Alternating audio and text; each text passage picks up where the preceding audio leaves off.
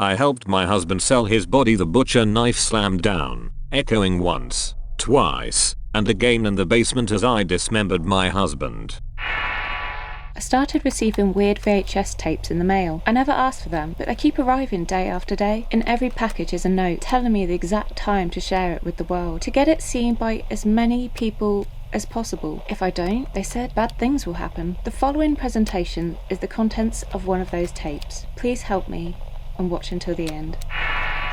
I hung his head in a harness above a simmering cauldron and got to work deboning, slicing, and wrapping the rest of the body for shipping. Don't cut me in smaller portions than usual, he said, basking in the cauldron's aromatic vapor. I have to, or else we won't be able to meet all orders. I'm a rare delicacy. We want demand to be higher than supply. You're also addictive and we don't want crazy customers hunting us down. Until I find a way to get you to regenerate faster, I'm chopping smaller portions. I leaned over the cauldron, sniffing. How's the new brew? Any difference? Yes, I can already feel my cells tingling. Really? I hope this is it then, because I'm seriously running out of ways to boost growth without affecting taste. I think you hit the jackpot. This'll definitely make our business more lucrative with no major effort. Speak for yourself, I said, wiping the back of my hand across my forehead. I do all the work while you just hang around. Hey, regenerating isn't a piece of cake, you know. Neither is getting slaughtered every day. This was your idea, Mr. I'm a delicacy, and a brilliant one, if I do say so myself. I don't know, I'm beginning to feel it really isn't all that great. The money we're making isn't all that great, he asked, incredulous. It's not that. I just miss doing things with you. What do you mean? We do a lot together. Yay. At home while waiting for you to regenerate so I can chop you up the next day. I miss being outside with you. Nax. Doing things couples do. You know, I sighed as I wrapped and packed the final portion. Okay, I'm off to ship these. I placed his phone on the counter in front of him before I walked up the stairs. Call if you need anything, and think of what movie you'd like to watch tonight. A minute later, as I was entering my car, my phone rang. Nax. Hey, Rue. Just wanted to say I love you. I smiled. I love you too. And you're right. We don't do much outside the house anymore. So I figured I'd join you via voice on your ride. How thoughtful of you. I appreciated Nax's company as I shipped pieces of him to our avid customers. It was something I missed, and we agreed on making it a part of our routine from now on. I and I just turned in the driveway. I said, welcome back. Did you decide on a movie? I was thinking we could. He gasped at the sound of breaking glass, and my heart dropped as I jumped out of the car and ran to the door, fumbling with my keys. Nax, what's happening? I think someone broke in. I'm not facing that direction. But IHMMMFMMMF. Nax, my pulse raced as I dashed down the basement steps, and I gasped when I saw a masked man unhooking Nax's terrified, gagged head from its harness. Hey, I yelled as I charged at him. He managed to yank Nax free and kicked over the cauldron, sending a wave of bubbling brew my way. With barely any time to react, I jumped up on the counter, the toes of my shoes sizzling. The man bagged my muffled husband and ran towards the broken window to make his escape. Not giving up, I threw my pots and pans on the floor and leapt from one to the other, sprinting after him once I passed the boiling puddle. After climbing out the window, I saw him enter a waiting van and race off, and I didn't hesitate to jump in my car, my pulse frantic as I imagined what they'd do to my defenseless husband.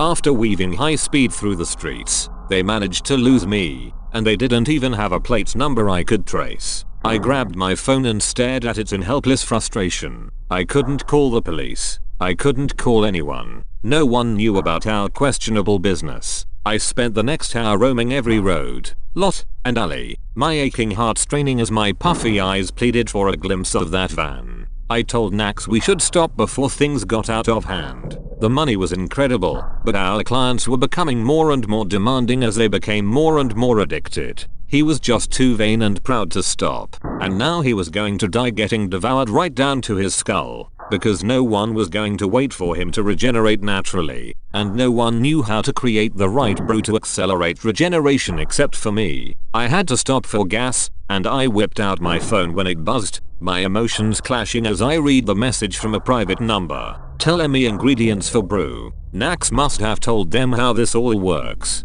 That meant they wouldn't eat him down to his skull. He was still alive, and we still had hope. The ingredients are special. You can't find them easily. Take me to. I'll make the brew for you. Number. I can get anything. Tell me ingredients. Can you get essence of Dendrobates leucomelus, powdered Latrodectus mactans, and Oxyuranus cutellatus fangs? There was no reply, and I sat in my car and tapped my anxious nails against my phone cover until the screen lit up again. Prepare ingredients for me to pick up. It's not only the ingredients, it's the method, timing, and temperature. If you get anything wrong, it won't work. Take me. I'll make you brew daily as long as I can be with my husband. Another 5 minutes passed. We'll pick you up in 30 minutes. A mixture of hope and trepidation spurred my heart as I raced home and dashed to the basement, my footsteps squelching through the now congealed brew. I pushed aside the hundreds of boxes of ingredients I'd experimented with until I found the one I'd stashed in the very back.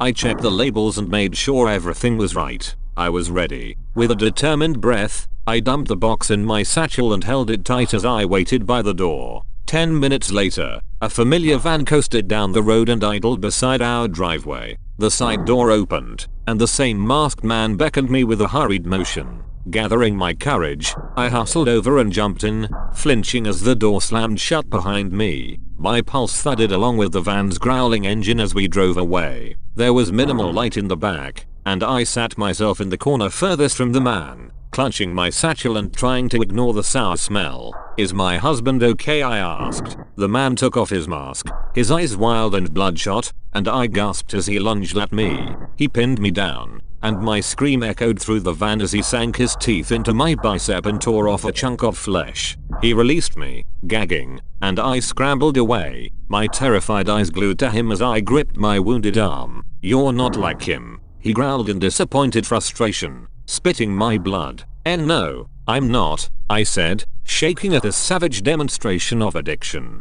"Are there more of him? Didn't he already tell you? I want to hear it from you. He's the last of his kind because people are too impatient to wait for a natural regeneration and eat them down to the bone." He cursed and spat to the side, keeping my eye on him. I sat up, trying to regain my composure. "I'm bleeding a lot. You better do something or I'll pass out," he grumbled as he ripped off his sleeve and wrapped it around my arm with rough irritation, making me wince. Before I could ask about Nax again, he startled me by tossing a pair of handcuffs on my lap. "Cuff em behind your back. I'm here of my own free will. Cuff em or I'll do it," he snapped. I flinched but held my ground. "Look, I'm in a lot of pain right now, and I want to see my husband. I'm not going to be able to do anything extreme, nor do I want to. If you want me to make the brew, you aren't gonna make the brew. You're gonna tell us how to make it. That's not going to work. It's a delicate process I've done countless times. You've done it 0.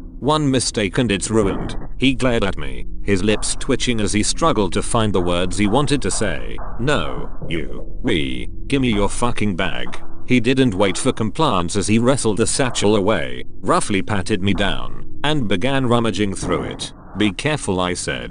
"The ingredients are in there." He ignored me as he searched every compartment before he shoved it to the side and sat back in a huff. "Don't move." "I won't." After a few seconds I asked again, "Is my husband okay? What do you want me to answer? He doesn't feel pain. So what exactly are you asking? He does feel fair. Then he's probably terrified. Now shut up." His blunt answer felt like a slap to the face, and I fought to maintain my poise and avoid aggravating him any more than he already was. The van lurched to a stop, and the man yanked the door open before grabbing my satchel and pulling me outside. I cried out as he gripped my injured arm, but he didn't care as he turned to the older looking man getting out of the driver's seat. The older man gawked at my blood-stained appearance. "What the? You took a bite." "They aren't the same," the younger man grumbled. "You idiot. You could have ruined everything. We could have been stuck with no brew, no meat." "Dad, I'm not an..."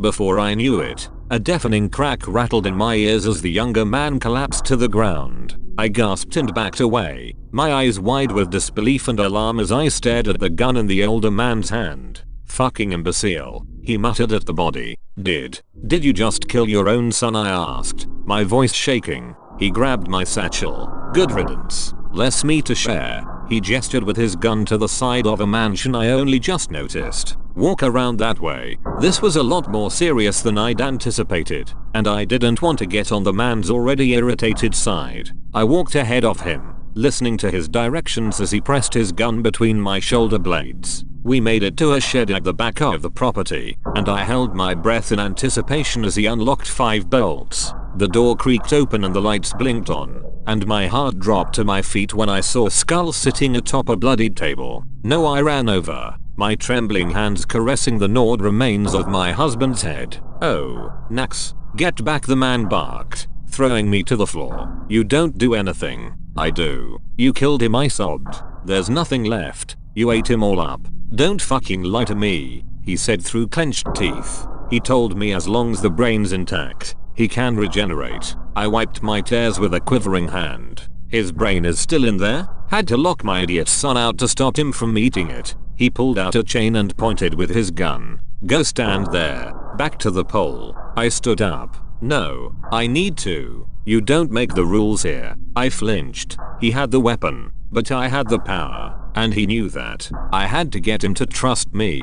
Sir, I'm the only one who knows how to make this brew. You want meat? I want my husband. Nax and I are both ready to live with you and give you endless meat. So just let me bring him back. I could see the hesitation in his eyes, so I continued. I've done it countless times, so it'll be faster too if I make it rather than waste time teaching you the entire process. Fine. Do it. Do it now. He dropped my satchel on the table. He told us we needed a cauldron and a harness. Are these good? He pointed to a cauldron half the size of mine and a harness that looked like a remodeled bridle. The cauldron's too small. It won't allow him to regenerate fully. He said he regenerates top to bottom, not inside to outside. That's enough. I don't like legs anyway. Fine. Build a fire under it and hang the harness 2 feet above. As he worked, I emptied my satchel beside my husband's head. Nax, if you can hear me, you'll be alright, I whispered. I cradled his skull, careful to adjust his crooked jaw, and I placed it gently in the harness.